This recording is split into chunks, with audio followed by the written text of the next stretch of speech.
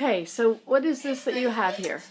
This is traditional, just a jaw bow. Well, traditional. It's a jaw bow that I made out of an eye bolt and some nuts and a metal string. Yeah, metal. And that's string. the piece of wood is a. The piece of wood is a yardstick that I found upstairs and did some woodworking on. Some Celtic knot work. Sorry, Mom. No more wood, no more yardstick. Hey, you've sanded it and everything. Yeah, no more, sanded it down. No more inches. Yeah, and did some Celtic knot work on it with a wood burner. And I'll play a little tune called "Did You Ever Go Courtin' Uncle Joe?" It's also known as "Did You Ever See the Devil, Uncle Joe?" So now you hold it in your mouth. Yeah, you hold it against your cheek with your teeth apart, and you change the shape of your mouth to change the pitch and the note that you play. Okay, now the end of this, I see you've gotten it a little bit smaller. You have notched it to hold. Yeah, notched it to hold the string. Okay. Yeah. Okay. Okay.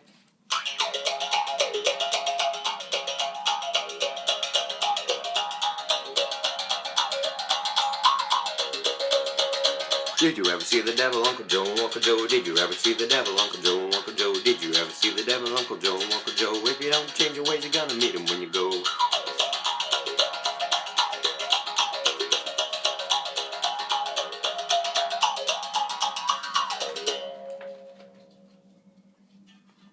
That's wonderful. And this is the oldest instrument? The oldest known stringed instrument in the world. And it's found across Asia, North America, South America. Any society that had hunters, basically when they got done hunting, they found out that when they were sitting around their campfire, they figured out if you put the end of your bow up against your mouth, it made a different tone if you changed your mouth. And eventually it became its own instrument. They made specialized bows to make different sounds like this. And what is the name of it? A jaw bow or a mouth bow. It's known as both. It's very, very strongly held up in the Appalachian Mountains as well. Really? And it's very easy to make. How long did it take you to make it? Easy. Let me think. If I worked non-stop, because I'd work on and off on it, on and off it took me maybe 2-3 days, but if I worked non-stop... And that included all your carving and such? The carving and the sanding, yeah.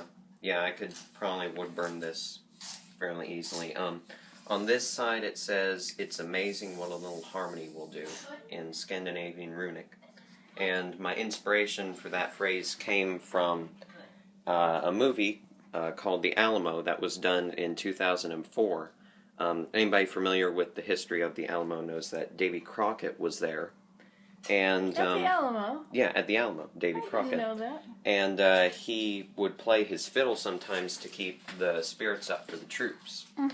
And in the movie, the Santa Anna's troops are playing Degueo, which means to the death, which was a message to them that you're all going to die.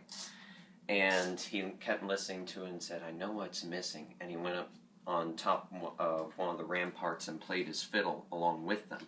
And they all clapped at the end, and at the end he said, "It's amazing what a little harmony will do." Isn't that cool? Thank you. You're welcome.